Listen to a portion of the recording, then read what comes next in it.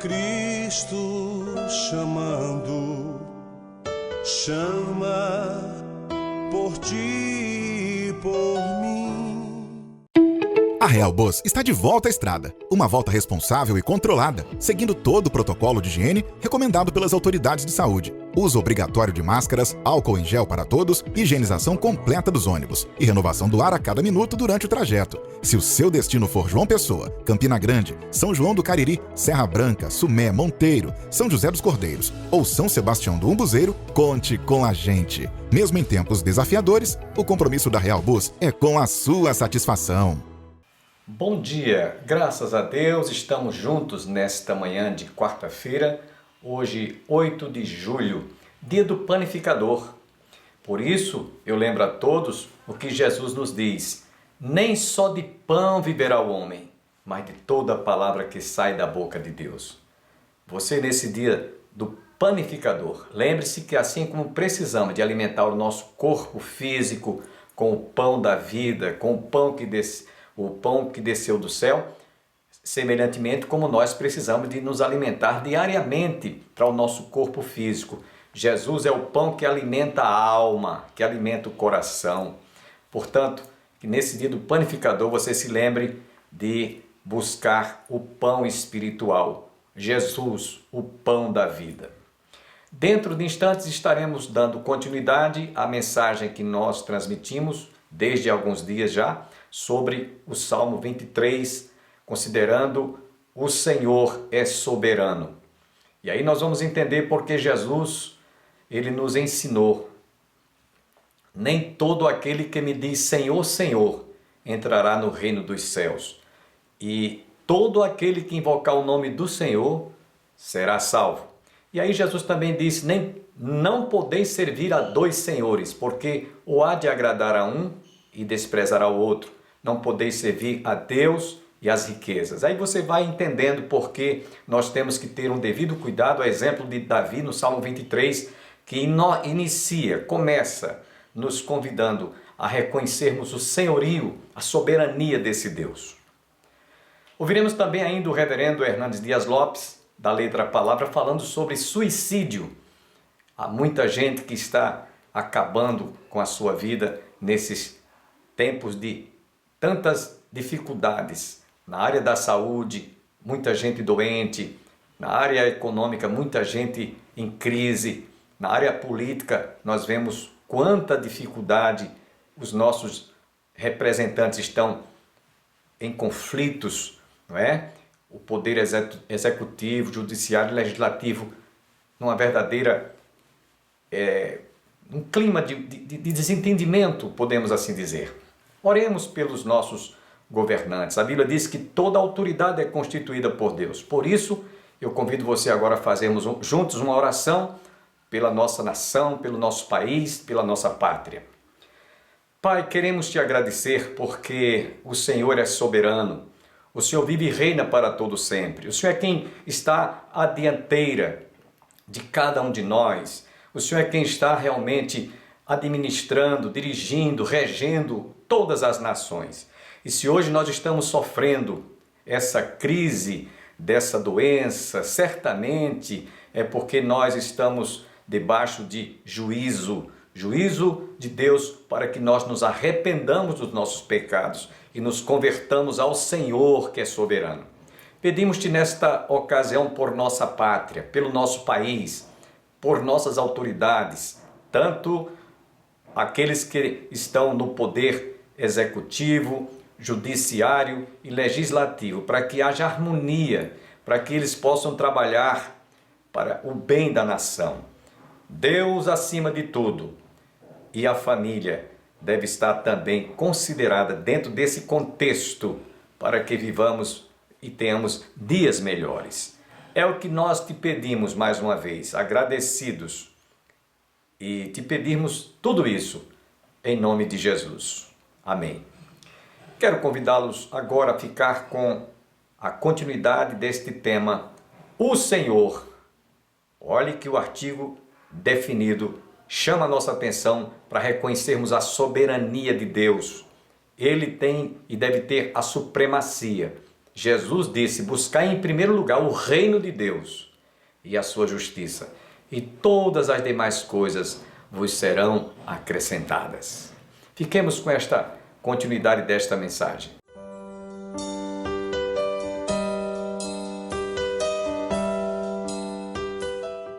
Quando os espias chegaram, foram acolhidos lá na casa dela, e ela ficou então, externou para eles que tinha ouvido falar que aquele povo que estava chegando na terra de Jericó tinha vencido e tomado posse dos heveus, dos gigazeus, dos jebuseus, dos ferezeus, de todos os eus, e que eles eram mais fortes porque eles tinham o Senhor sobre a liderança, sobre o governo daquele povo. Você encontra isso aí no capítulo 6. E aí, ela tinha feito um pedido. Quando vocês chegarem aqui, assim como eu dei guarida a vocês, guardei vocês de não serem vistos, porque depois foram lá na casa dela, fizeram o que às vezes a gente está vendo na televisão hoje, determinados momentos em que há uma devassa, né? Chega lá, vê a casa como é que está, faz vasculha, leva tudo que está de dentro de casa para... Pronto, eles foram lá dizer: cadê esses homens que chegaram aqui? Onde eles estão? Quem são eles? De onde vieram? Ela os havia escondido lá em cima, porque ela disse: assim como eu livrei a pele de vocês, livrem também a minha pele da minha família. Eles disseram: olha, tudo bem, faça o seguinte, quando nós chegarmos aqui em Jericó, você fica em casa com sua mãe, seu pai, seus irmãos, como hoje a gente está dizendo para os idosos: fiquem em casa, não saiam de casa. E há de ser que você coloque um cordão vermelho que chama a atenção para a gente identificar a casa. Aquele cordão vermelho simbolizava o sangue do Cordeiro de Deus. Assim como o povo quando saiu do Egito, toda casa que o anjo da morte visse os umbrais da porta ser manchado com sangue, todo judeu sabe disso. Isso é histórica. Isso é histórico. O anjo da morte não entrou e todos eram poupados, os primogênitos dos hebreus.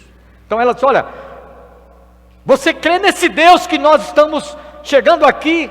Então coloca uma faixazinha lá e nós vamos guardar todos que estiverem dentro de casa. Sabe o que é que eu vejo nisso, irmãos e amigos? Aquela prostituta se converteu.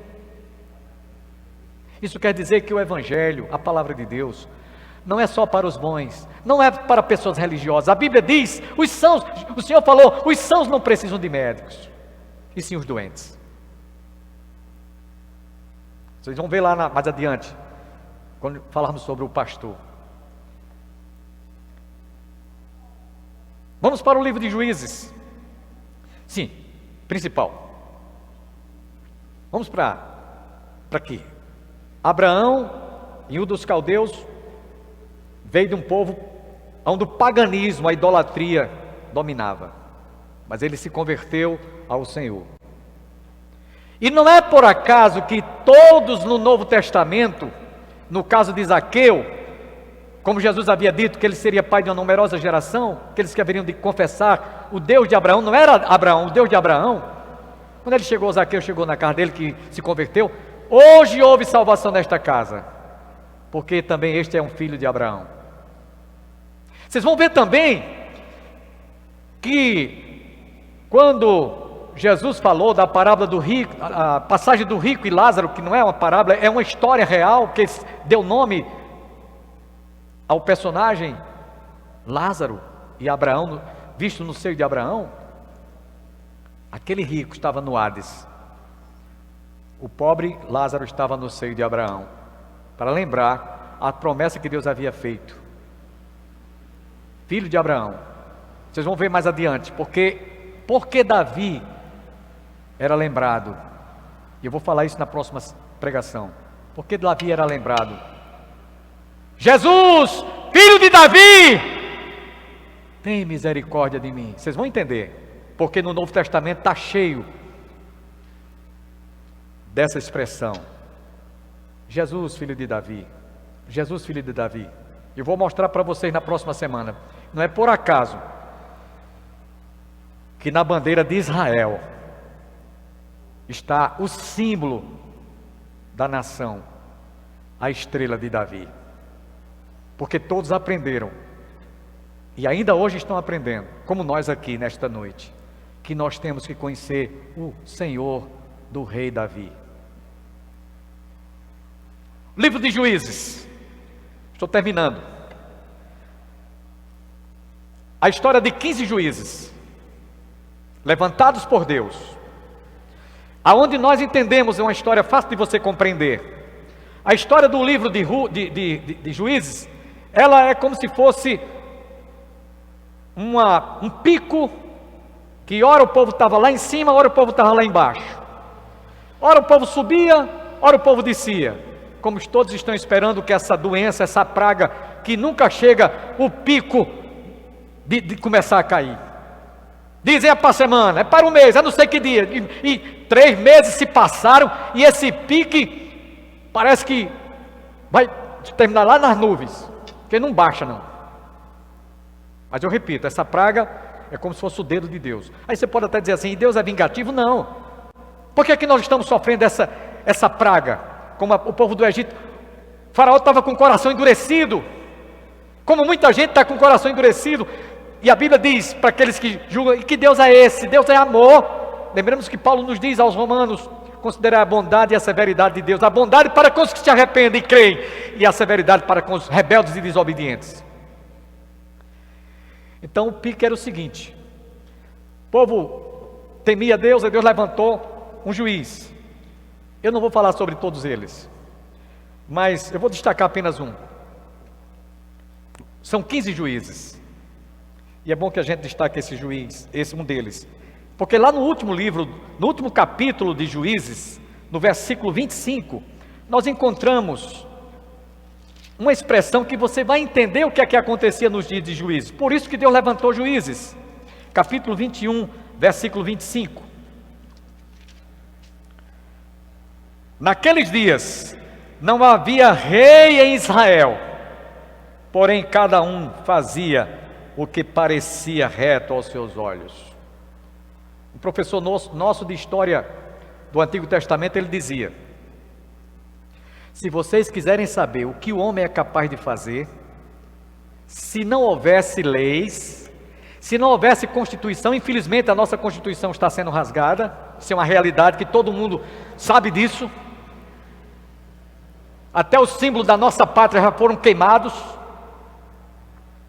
pelos nossos próprios patrícios, isso é uma vergonha, isso causa tristeza e amargura da alma no nosso coração, mas toda nação tem a sua Constituição, leis, diretrizes, regulamentos, e aí como não havia, cada um fazia o que dava na cabeça, Deus levantou esses juízes, foram 15 os juízes, não vou citar o nome deles para não perder muito tempo, e esses juízes simplesmente eram levantados por Deus, ora para disciplinar, ora para levar o povo a ter um certo ânimo. Dentre esses juízes, poderíamos destacar vários deles, mas eu vou destacar apenas um deles, Gideão. Gideão era um homem temente a Deus. Gideão era um homem que se preocupava em fazer a vontade do Senhor. No momento em que Deus disse assim: olha Gideão, você vai lutar contra os midianitas, que chegava a casa de 30, era como se fosse areia da praia do mar, enquanto que o exército contingente de Israel era apenas 32 mil. E vou terminar com essa história. E aí simplesmente o Senhor disse: tem gente demais, Josué, de 32 mil, leva esses homens aí para tomar água. Aliás, diga para os que estiverem cansados, com medo de morrer, como muita gente está com medo de morrer agora, e num certo sentido podemos dizer que agora muita gente está querendo se preparar para a eternidade, e esse é o momento oportuno, porque a Bíblia diz que depois da morte segue-se o juízo. O homem está ordenado a morrer uma só vez, depois da morte segue-se o juízo. Esse é o momento em que nós temos que abrir os olhos, porque a morte está rondando ao nosso redor. E se você não souber para onde vai, para o seio de Abraão, não tem outro lugar, não tem purgatório, é inferno. Pensa nisso. Procura o Senhor, buscar o Senhor enquanto se pode achar, invocar enquanto está perto. Então Gideão disse: Senhor, é gente demais, os inimigos, os adversários. Tem gente demais, Josué. Manda quem tiver com medo da morte, medo de deixar a mulher viúva, filho, esposo, órfão de pai e mãe, manda esse povo voltar. Os medrosos, os covardes. De 32 mil, 22 mil bateu pino, no dizer popular. Apenas 10 mil ficaram. E o Senhor disse para Josué: Josué, ainda tem gente demais. E Deus estava mostrando que não é pelo braço, não é pela força, não é pela capacidade humana, até porque a Bíblia diz que a nossa capacidade vem de Deus. Não é Deus que vai, eu vou me sentir capacitado, eu estou à altura. E aí, tem gente demais, olha, manda esse povo descer ao vale de Arode. Estive lá também, já tomei banho nesse vale. E manda que aqueles que estiverem com sede para receber água, tragam a sua concha à mão a água até beber. Diz a esses que eles fiquem de um lado. E aqueles que lamberem a água como cão, também separem. Dos que levaram a água na concha da mão, à boca, porque ele estava aqui com a arma e de prontidão. Quem é militar, nós temos aqui o presbítero Juarez, que foi militar há muito tempo, não é isso? Temos o presbítero Jefferson, que é militar também. Se tem mais algum outro militar aqui, sabe do que eu estou falando. Então, a sentinela não pode estar dormindo, tem que estar atento. Então, a arma aqui e a água cá. Então, Josué, quantos foram? 300. É com esses 300 que você vai vencer. Deus não conta com maioria. Ele conta com a minoria, com quanto que seja de qualidade. Amém? Terminando por aqui, meus irmãos, eu quero mostrar que a prostituta Raabe era uma mulher que vivia uma vida no pecado, na gandaia, como a gente costuma dizer, mas que se converteu e creu no Senhor soberano, por isso que ela foi salva. E faz parte da árvore genealógica de Jesus. Que coisa linda, não é? Como Abraão também se converteu, ele veio do paganismo ao Senhor soberano. No livro de Juízes, destacando esse Gideão, que aliás, quando teve o encontro com o Senhor se revelou a ele dizendo assim: eu sou o Senhor, príncipe de Israel. Ele reconhecia que era o Senhor que estava tendo aquele encontro com ele. Davi conhecia a história de todos esses personagens. E aí eu vou ficar por aqui, porque na próxima semana a gente vai dar continuidade para falar o segundo tema. Gente, eu resumi aqui o que pude, certo? Me perdoem eu ter até extrapolado aí a hora, mas foi o que Deus tinha me dado para hoje. Mas eu queria mostrar para vocês que no próximo livro que nós vamos estudar, Ruth, é onde está a base, onde está o alicerce, onde está o fundamento da geração que realmente fez parte da história do rei Davi. Amém? Que Deus nos abençoe. Fiquemos em pé, nós vamos orar e depois daremos a bênção apostólica. Eu espero que você, meu irmão, que está em casa, depois da oração faremos os avisos. Você que está em casa, domingo, não perca. Se você não é de grupo de risco, venha ao culto. Você não sabe o quanto você perdeu. Eu me senti emocionado quando eu subi no púlpito da igreja, do qual há 3 meses, praticamente, eu não estava aqui nesse lugar, e eu me senti emocionado. Foi como se eu tivesse, Salmo 122 que nós lemos, alegrei-me quando me disseram, eu me senti feliz, realizado por estar aqui. Então nós vamos orar nesse momento. Curva a sua fronte, você que está em casa, vamos agradecer. Pai, nós te louvamos, Senhor, porque agora, nós quando lermos o Salmo 23, não vamos simplesmente ler de forma vulgarmente o Senhor, mas vamos tratar com reverência, como os escribas, quando escreviam o nome Deus. Como na história que nós contamos, ilustrativa, não vamos ler o Salmo mais simplesmente por conhecermos de cor na ponta da língua, mas vamos lê-lo porque nós conhecemos o Senhor do Salmo. Ajuda-nos, perdoa os nossos pecados, nos ajude, Senhor, a temermos a Ti, a sermos obedientes como Abraão, a sermos cuidadosos como Josué, ler de dia e de noite, medita de dia e de noite nesta palavra, para que nós não nos afastemos de Ti, para que nós não venhamos a pecar contra Ti. Tem misericórdia de nós, Senhor. Ó Senhor, tem misericórdia de nós, porque tantas incontáveis vezes nós usamos o Senhor, o Senhor. Tanto é que o povo judeu hoje não se atreve a chamar o Senhor, mas trata-o como o Eterno. O Eterno. Porque a expressão o Senhor é tão forte que eles não se sentem dignos de tratar. Por isso, eles dizem: o Eterno te abençoe, o Eterno te proteja, o Eterno te guarde, o Eterno vá adiante de você, o Eterno te dê o provimento, o Eterno seja o nosso Jeová Jireh, o Deus que provê. Nós te pedimos e já te agradecemos, porque cremos que o Senhor vai continuar nos guardando durante essa semana que vamos iniciar, até enquanto tivermos aqui a oportunidade de vermos os que não puderam estar conosco voltarem à tua casa para juntos te prestarmos um culto, porque tu procuras os verdadeiros adoradores que adorem ao Pai em espírito e em verdade. É isso que nós te pedimos e já te agradecemos. Leva-nos em paz para as nossas casas, dá-nos uma noite em paz, um sono tranquilo e reparador, mesmo em meio a essa crise que se desencadeou em todo o mundo, em nome de Jesus, amém.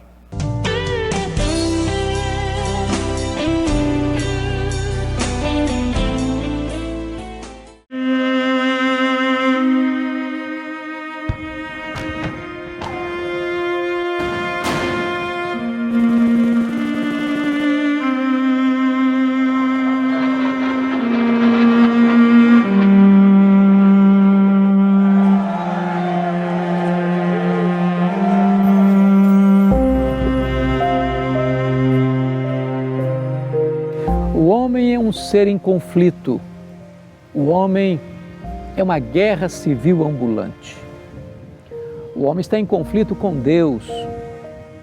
Ele está em conflito com o seu próximo. O homem está em conflito consigo mesmo. Ele está em conflito até mesmo com a natureza onde ele vive. O homem é um ser beligerante. Razão disso é que nós tivemos só no século passado 2 sangrentas guerras mundiais. Na Primeira Guerra, mais de 30 milhões de pessoas foram mortas. O mundo não aprendeu a lição. Anos depois, na Segunda Guerra Mundial, foram mais de 60 milhões de pessoas assassinadas. O homem vive nessa tensão existencial. E Jesus Cristo disse que haverá guerras e rumores de guerras. Nações contra nações, reinos contra reinos.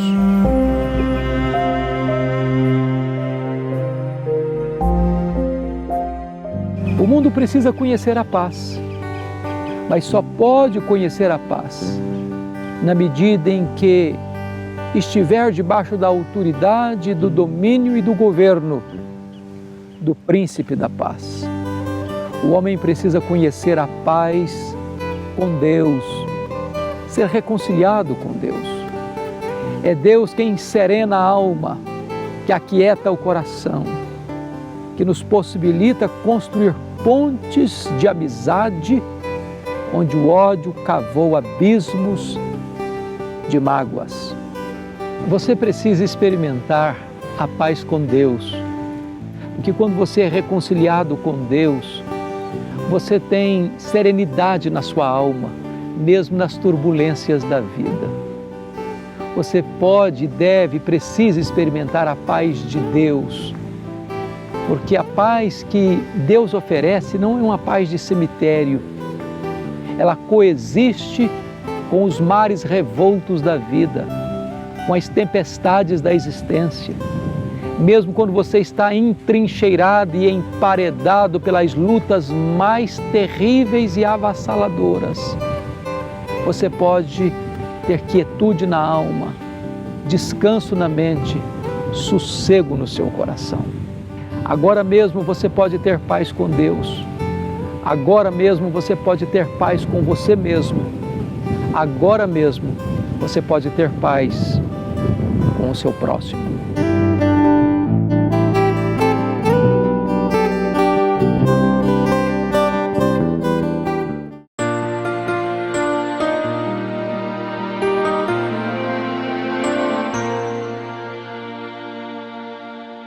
Nós vamos encerrar o nosso programa agora ouvindo o cantor Vitorino Silva. Deus tem um plano em cada criatura. E até o nosso próximo programa, se Deus quiser. Deus tem um plano em cada criatura. Aos astros ele dá o céu,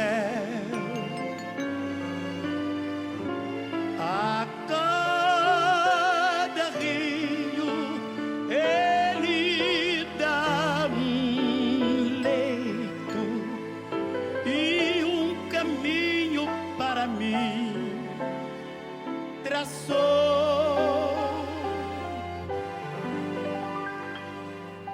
A minha vida eu entrego a Deus,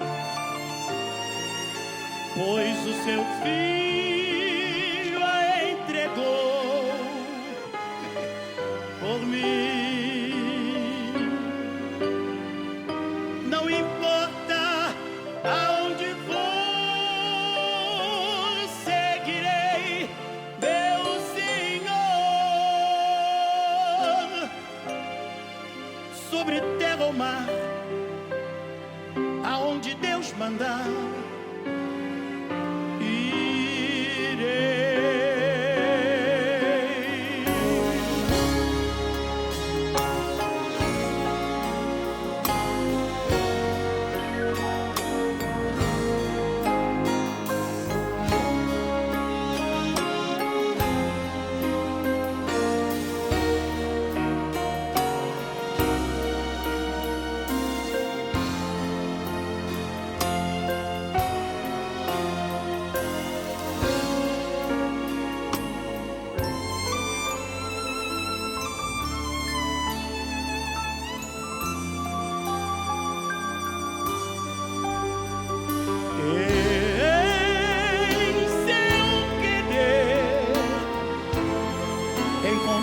na vida e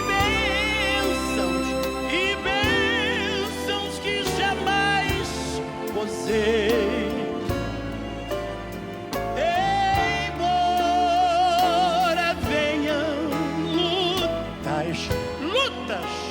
lutas e tristezas, tenho fé que Deus me guiará.